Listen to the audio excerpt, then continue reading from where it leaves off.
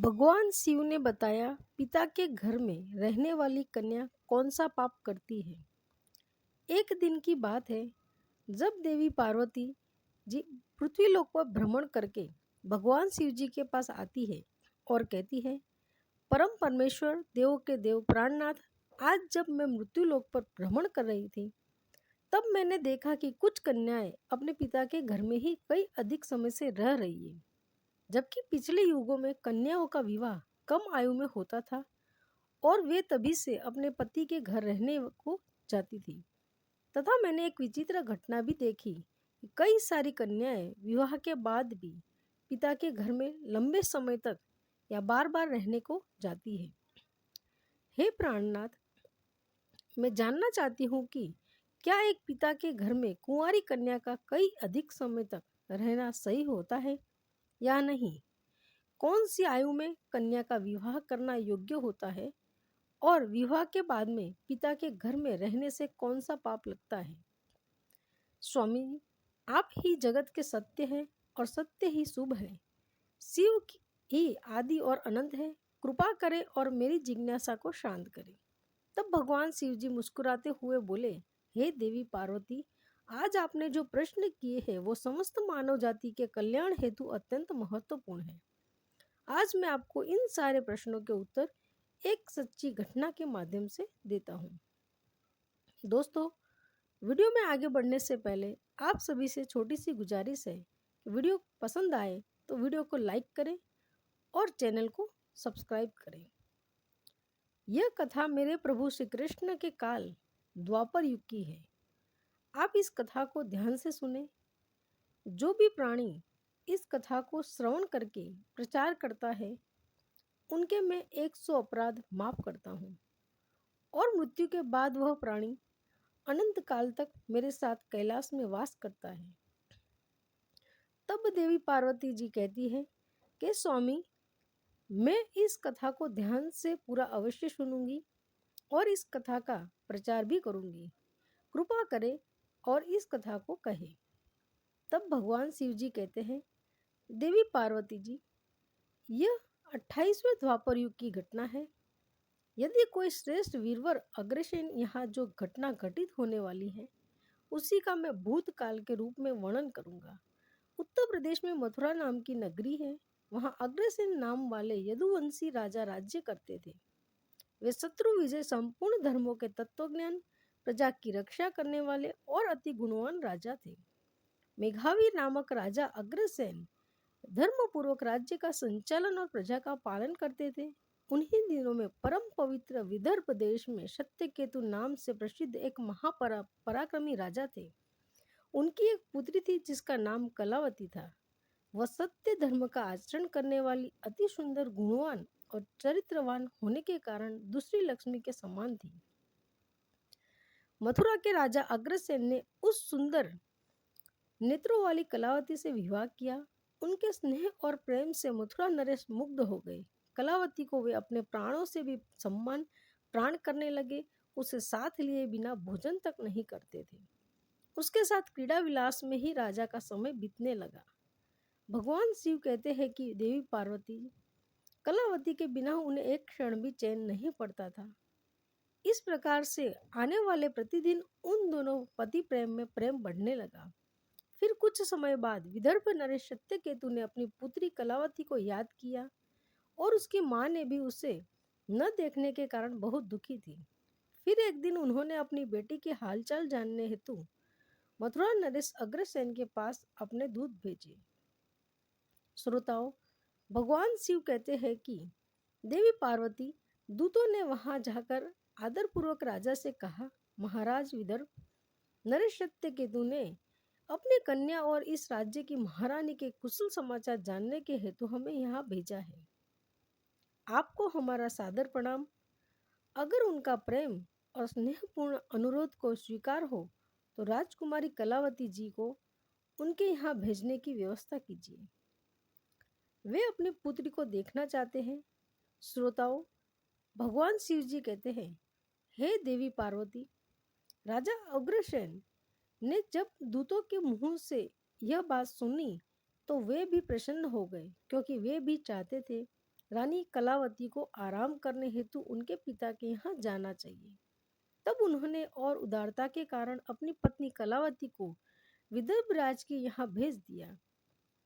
पति के भेजने पर कलावती बड़ी खुशी के साथ अपने मायके आ गई। वहां पहुंचकर उसने पिता के चरणों में प्रणाम किया। उसके आने से महाराज सत्यकेतु को भी बड़ी प्रसन्नता हुई। फिर भगवान शिव जी कहते हैं, हे देवी पार्वती, कलावती वहां अपनी सखियों के साथ मन से मुग्ध होकर घूमने लगी। पहले की ही भांति घर, वन, तालाब और राज्य में विहार करने लगी, क्योंकि वे विवाह के बाद पहली बार अपने पिता के घर आई थी। यहाँ आकर वह फिर से बालिका बन गई। फिर कुछ दिन बीतने के बाद वह भूल गई कि उनका विवाह हो चुका है। उनके वर्ताव में अब लज्जा संकोच का भाव नहीं रहा। फिर भगवान शिव जी कहते हैं, हे देवी पार्वती, एक दिन की बात है। रानी कलावती अपनी सखियों के साथ एक सुंदर पर्वत पर सैर करने के लिए गई। वहां एक रमणीय वन दिखाई दिया जो केलों के उद्यान से शोभा पा रहा था। उस पर भी फूलों की बहार थी।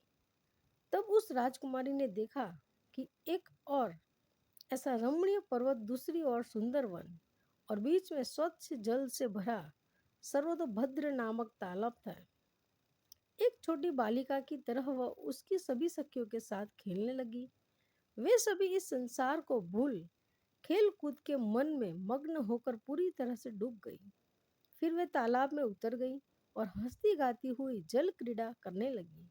मित्रों, फिर भगवान शिव जी कहते हैं कि हे देवी पार्वती, उसी समय कुबेर का सेवक गोपी नामक एक दैत्य दिव्य विमान पर बैठकर आकाश मार्ग से कहीं जा रहा था। तब उसी समय तालाब के ऊपर आने पर उसकी दृष्टि मनमोहक सुंदर विदर्भ की राजकुमारी कलावती पर पड़ी, जो निर्भय होकर स्नान कर रही थी। गोपी के पास दैवीय शक्ति होने के कारण उसने निश्चित रूप से जान लिया कि यह विदर्भ नरेश की कन्या और महाराज अग्रसेन की प्यारी पत्नी है। तब वह मन ही मन कहने लगा, यह तो पतिव्रता होने के कारण आत्मबल से ही सुरक्षित है।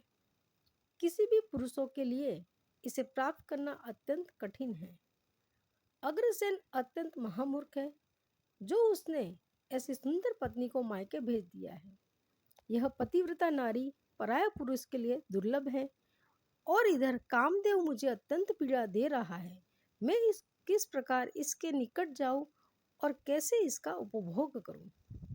मित्रों, भगवान शिव जी कहते हैं, हे देवी पार्वती, उसकी सुंदरता पर मोहित दानव गहरी सोच में पड़ गया और फिर उसने अपने लिए एक उपाय निकाल लिया और गोपी ने महाराज अग्रसेन का रूप धारण कर लिया और वही अंग, वही उपांग, वैसे ही वस्त्र, उसी तरह का भेष और वही अवस्था पूर्ण रूप से अग्रसेन सा होकर वह पर्वत के शिखर पर उतरा और एक अशोक वृक्ष की छाया में की शिला में ऊपर बैठकर उसने मधुर स्वर से संगीत सुरों को छेड़ दिया।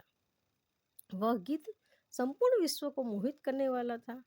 ताल, लय और उत्तम स्वर से युक्त उस मधुर गीत को सखियों के मध्य से बैठी हुई सुंदरी कलावती ने भी सुना। वह सोचने लगी, ऐसा मनमोहक कौन सा गायक यह गीत गा रहा है। राजकुमारी के मन में उसे देखने की तीव्र इच्छा हुई। उसने सखियों से साथ जाकर देखा। तब अशोक की छाया में सुंदर प्रतापी बैठा हुआ कोई पुरुष गा रहा है। वह महाराज अग्रसेन के जैसे दिखाई पड़ता है। मित्रों, भगवान शिव जी कहते हैं, हे देवी पार्वती, वास्तव में तो वह राजा के भेष में नीच दानव गोपी ही था। कलावती विचार करने लगी कि मेरे स्वामी मथुरा नरेश अपना राज्य छोड़कर इतनी दूर कब और कैसे चले आए। वह इस प्रकार सोच ही रही थी कि उस पापी ने स्वयं ही पुकारा, हे प्रिय, आओ आओ, देवी तुम्हारे बिना मैं नहीं जी सकता। सुंदरी, तुमसे अलग रहकर मेरे लिए इस प्रिय जीवन को व्यतीत करना भी असंभव सा हो गया है। तुम्हारी स्नेह ने मुझे मोह लिया है। आज मैं तुम्हें छोड़कर कभी नहीं रह सकता।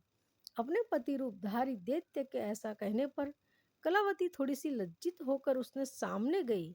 वह कलावती का हाथ पकड़कर उसे एकांत स्थान में ले गया और वहां अपनी इच्छा के अनुसार उसका उपभोग किया। मित्रों, भगवान शिव जी कहते हैं, हे देवी पार्वती, महाराज अग्रसेन के गुप्त अंग में कुछ खास निशानी थी जो उस पुरुष में नहीं दिखाई दी। इससे मायावती के मन में उसके प्रति संदेह उत्पन्न हुआ। राजकुमारी ने अपने वस्त्र संभाल कर पहन लिए, किंतु उसके हृदय में इस घटना से बड़ा ही दुख हुआ। बहुत क्रोध में भरकर नीच दानव गोपी से बोली, उन्हें जल्दी बता दो कौन है। तेरा आकार दानव जैसा है, तू पापी, अविचारी, आचारी और निर्दयी है। यह कहते हुए आत्मग्लानि के कारण उसकी आंखें भर आई। वह श्राप देने को उद्यत होकर बोली, एक दुरात्मा तूने मेरे पति के रूप में आकर मेरे साथ छल किया और इस धर्ममय शरीर को अपवित्र करके मेरे उत्तम पतिव्रता का नाश कर डाला है। अब यही तू मेरा भी प्रभाव देख, मैं तुझे अत्यंत कठोर श्राप दूंगी। उसकी बात सुनकर गोपी ने कहा, पतिव्रता नारी, भगवान श्री विष्णु और उत्तम ब्राह्मण के भय से तो समस्त राक्षस और दानव दूर भागते हैं। मैं तो दानव धर्म के अनुसार ही इस पृथ्वी पर विहर रहा हूँ। पहले मेरे दोस्त का विचार करो कि किस अपराध पर तुम मुझे श्राप देना चाहती हो। तब कलावती बोली, हे पापी, मैं साध्वी और पतिव्रता हूँ। मेरे मन में केवल अपने पति की कामना रहती है। मैं सदा उन्हीं के लिए तपस्या किया करती हूँ। मैं अपने धर्म मार्ग पर स्थित थी, किंतु तूने माया रचकर मेरे धर्म के साथ मुझ भी नष्ट कर दिया। इसलिए हे दुष्ट नीच, तुझे भी मैं भस्म कर डालूंगी। तब गोपी बोला, हे राजकुमारी, यदि तुम उचित समझो तो यह बात ध्यान से सुनो। मैं धर्म की ही बात कर रहा हूँ। जो स्त्री प्रतिदिन मन, वाणी और काम से अपने पति की सेवा करती है, पति के संतुष्ट रहने पर वो भी संतुष्ट अनुभव करती है। पति क्रोधित होने पर भी उसे कभी नहीं छोड़ती, उसके दोषों और गुनाहों को और ध्यान नहीं देती, उसके मानने पर भी प्रसन्न होती है और पति के सभी कामों में आगे रहती है, वह नारी पतिव्रता कही गई है। यदि स्त्री इस लोक में अपना कल्याण करना चाहती हो तो वह पति रोगी हो, कोढ़ी, सब धर्मों से रहित तथा पापी पति का भी परित्याग न करे। जो पति को छोड़कर जाति और दूसरे दूसरे कामों में मन लगाती है, वह संसार में सब धर्मों में बहिष्कृत व्यभिचारिणी समझी जाती है। जो पति की अनुपस्थिति में लालच में तरह तरह के व्यंजनों का स्वाद लेती हो तथा श्रृंगार करती है, उसे मनुष्य को उल्टा कहते हैं। श्रोताओं, भगवान शिव जी कहते हैं कि हे देवी पार्वती, गोपी आगे कहता है, मुझे वेद और शास्त्रों द्वारा और मेरे गुरु के द्वारा प्राप्त धर्म का ज्ञान है। गृहस्थ धर्म का परित्याग करके पति की सेवा छोड़कर यहाँ किस लिए आई हो। तुम इतना होने के बावजूद भी अपने ही मुंह से कहती हो मैं पतिव्रता हूँ। कहीं से तो तुम्हें पतिव्रता का छोटा सा अंश भी नहीं दिखाई देता। तुम डर भय को छोड़कर पर्वत और वन में मतवाली होकर घूमती फिरती हो, इसलिए पापिनी हो। मैंने यह महान दंड देखकर तुम्हें सीधी राह पर लगाया है। अब कभी तुम्हें ऐसी धृष्टता नहीं हो सकती। बताओ तो पति को छोड़कर इसलिए यहाँ आई हो, यह श्रृंगार, यह आभूषण तथा यह सुंदर वेशभूषा धारण करके क्यों खड़ी हो। हे पापिनी, बोलो ना, इसलिए और इसके लिए यह सब किया है। कहाँ है तुम्हारा पतिव्रता, दिखाओ तो मेरे सामने व्यभिचारिणी स्त्री के समान वर्ताव करने वाली नारी। तुम इस समय अपने पति से 400 कोस दूर हो। कहाँ है तुम में पति को देवता मानने का भाव। दुष्टा कहीं कि तुम्हें लज्जा नहीं आती। तुम्हें तो क्या, मुझे भी अपने वर्ताव पर घृणा होती है। तुम क्या मेरे सामने बोलती हो। कहाँ है तुम्हारी तपस्या का प्रभाव, कहाँ है तुम्हारा तेज और बल। आज ही मुझे अपना बल, वीर्य और पराक्रम दिखाओ। तब कलावती बोली, नीच असुर, सुन, मेरे पिता ने स्नेहवश मुझे पति के घर से बुलाया है। इसमें कहाँ पाप है। मैं काम, लोभ, मोह और डर के वश पति को छोड़कर नहीं आई हूँ। मैं यहाँ भी पति का चिंतन करते हुए ही रहती हूँ। तुमने भी छल से मेरे पति का रूप धारण करके ही मुझे धोखा दिया है। तब गोपी ने कहा, कलावती, मेरी युक्ति युक्त बात सुनो। अंधे मनुष्य को कुछ दिखाई नहीं देता। तुम धर्म रूपी नेत्र से हीन हो, फिर ऐसे मुझे यहाँ पहचान पाती। तुम्हें ज्ञात था कि तुम्हारे पति इतनी दूर कभी नहीं आ सकते, फिर भी तुमने मेरे साथ संबंध बनाए। जिस समय तुम्हारे मन में पिता के घर आने का भाव उदय हुआ, उसी समय तुम पति की भावना छोड़कर उनके ध्यान से मुक्त हो गई थी। पति का निरंतर चिंतन ही नारियों का धर्म है। जब वही नष्ट हो गया है तो क्यों स्वयं को पतिव्रता कहती हो? श्रोताओं, भगवान शिव जी कहते हैं, हे देवी पार्वती, गोपी कहता है, जब तुम्हारे हृदय की आंखें फूट गई, जब तब ज्ञान नेत्र से हीन होने पर तुम मुझे कैसे पहचानती? गोपी की बात सुनकर राजकुमारी कलावती जमीन पर बैठ गई और उसके हृदय में बड़ा दुख हो रहा था।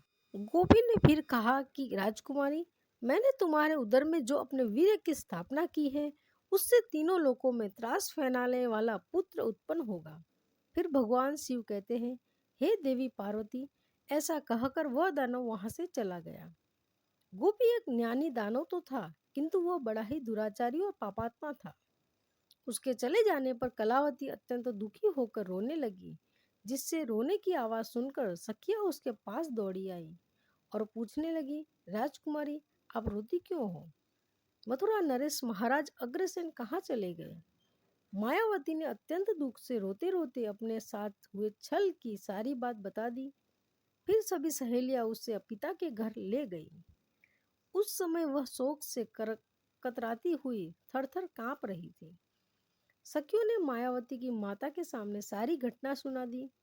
उसे सुनते ही महारानी अपने पति के महल में गई और उनसे कन्या का सारा वृतांत उन्होंने सुनाया। उसे सुनकर महाराज सत्यकेतु को भी बड़ा दुख हुआ। उन्होंने सवारी और वस्त्र आदि देकर कुछ लोगों के साथ पुत्री को वापस मथुरा में उसके पति के घर भेज दिया। धर्मात्मा राजा अग्रसेन कलावती को आई देखकर बहुत प्रसन्न हुए। वे रानी से बार बार कहने लगे, हे प्रिय, मैं तुम्हारे बिना जीवन व्यतीत नहीं कर सकता था। अच्छा हुआ तुम शीघ्र ही लौट आई। कलावती, तुम अपने गुणशील, भक्ति, सत्य और पातिव्रत्य आदि सद्गुणों से मुझे अत्यंत प्रिय लगती हो। अपनी प्रिय पत्नी कलावती से ऐसा कहकर महाराजा अग्रसेन उसके साथ विहार करने लगे। सब लोगों को भय पहुंचाने वाला उसका भयंकर गर्भ दिन ब दिन बढ़ने लगा, किंतु उस गर्भ का धारण कारण केवल कलावती ही जानती थी। अपने उदर में बढ़ते हुए उस गर्भ के विषय में कलावती को दिन रात चिंता बनी रहती थी। 10 वर्ष तक वह गर्भ बढ़ता ही गया। तत्पश्चात उसका जन्म हुआ। श्रोताओं, फिर भगवान शिव जी कहते हैं, हे देवी पार्वती, वह वही अति तेजस्वी महाबली दुराचारी प्रजा को कष्ट देने वाला कंस था, जिसके भय से तीनों लोकों के निवासी थर्रा उठे थे। उसके बाद भगवान श्री कृष्ण के हाथ से मारा जाकर मोक्ष को प्राप्त हुआ।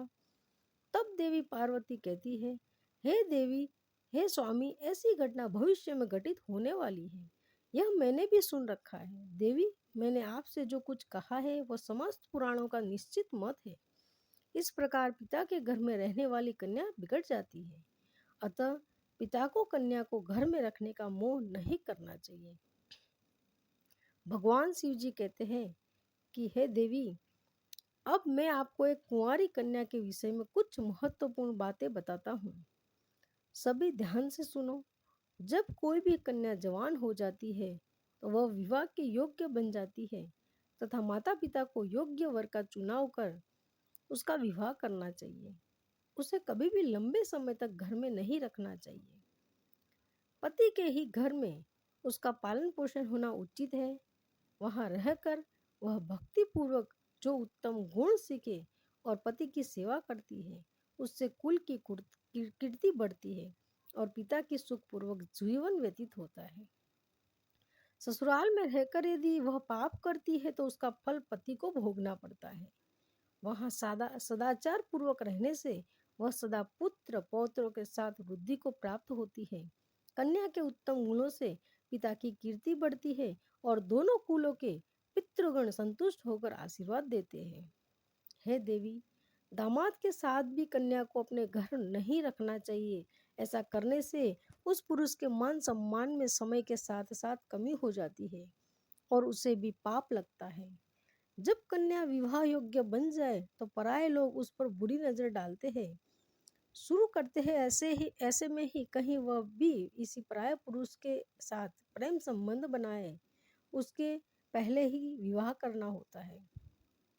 एक जवान कन्या पिता के घर में रखना मतलब खजाने भरा हुआ संदूक चोरों के बीच रखने के समान होता है, तथा उस स्त्री का गहना और पिता का सम्मान उस कन्या की इज्जत होती है, जिसे हमेशा संभाल कर रखना चाहिए। किसी भी स्त्री को कभी भी पति से दूर नहीं रहना चाहिए। ज्यादा समय तक मायके रहना भी पाप के समान है। एक पतिव्रता नारी का स्थान सदैव उनके पति के चरणों में होना चाहिए, तथा पति के लिए पत्नी का स्थान हृदय में होना चाहिए। मित्रों, भगवान शिव जी कहते हैं, हे देवी पार्वती, अब मैंने आपके सारे प्रश्नों के उत्तर दे दिए हैं। तब माता पार्वती कहती है, हे प्रभु, आज मैं धन्य हो गई हूँ, जो मेरे मन में चल रहे थे सारे प्रश्नों को दूर किया है। दोस्तों, चैनल को सब्सक्राइब करके वीडियो को लाइक एवं शेयर जरूर कीजिए और कमेंट बॉक्स में हर हर महादेव जरूर लिखिए। धन्यवाद दोस्तों।